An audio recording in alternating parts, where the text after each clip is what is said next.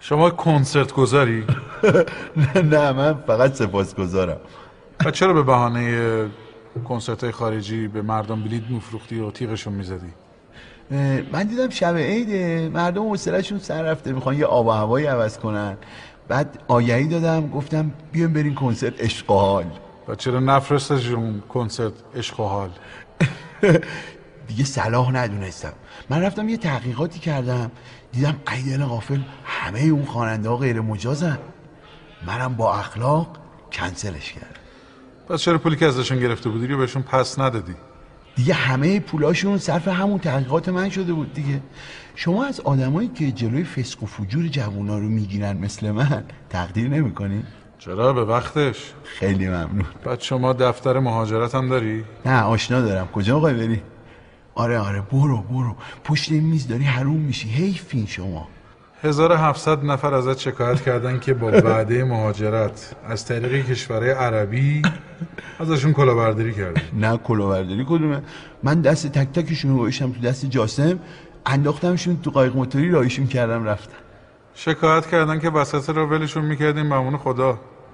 یه جاسمه، یه قایق موتوری، 7000 نفر مسافر زیر آفتاب.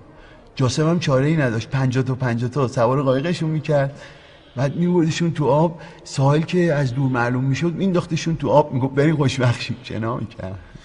47 نفرشون غرق شدن.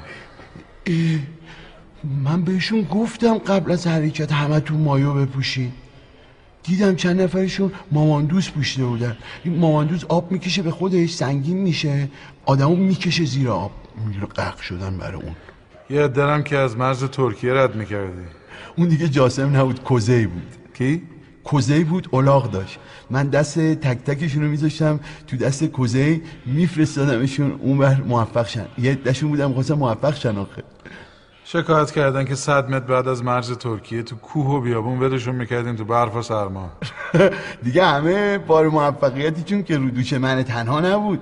25% من، 25% الاغ. بقیهش دیگه به جربوزه خودشون برمیگشت. شما الان بیا برو ببین اون بر آب با جربوزه هاشون چه خواننده‌ای شدن واسه خودشون.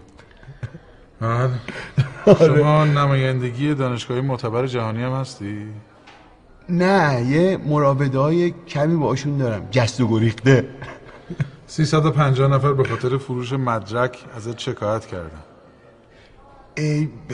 ببین اینا ببین یه عده بودن، اونا مغز بودن، میخواستن فرار مغزها کنن. من یه پول پرواز هوایی ازشون گرفتم، یه پول خورد و خوراک و یه پول مسکن با یه پول مدرک، یه مدرک معتبر گذاشتم تو دستش. خب تو بیجا میکردی؟ بیا خوبی کن. بد کردم نذاشتم برن 4-5 سال تو غربت آواره بشن. بد کردم نذاشتم فرار مغزها کنن. شما از آدمایی که جلوی فرار مغزها رو میگیرن اینجوری تقدیر میکنین؟ چند صد میلیون میگرفتی، مدرک جعلی میدی دست مردم و تقدیرم میخوای؟ شما به اون عده کمی که از من شکایت کردن به اون مدرکای اونها فقط توجه نکنین. یه عده دیگه الان با مدرکای من دارن کار میکنن، به اونا توجه کنین. تو چرا انقدر پر روی؟ بابا پیشالا تشریف بیاری خونه همون بابا ببینین، انقدر رو داره. پر رو، وقی، طلبکار. باش برو بیرون. یه گمشو هم بگو. گمش.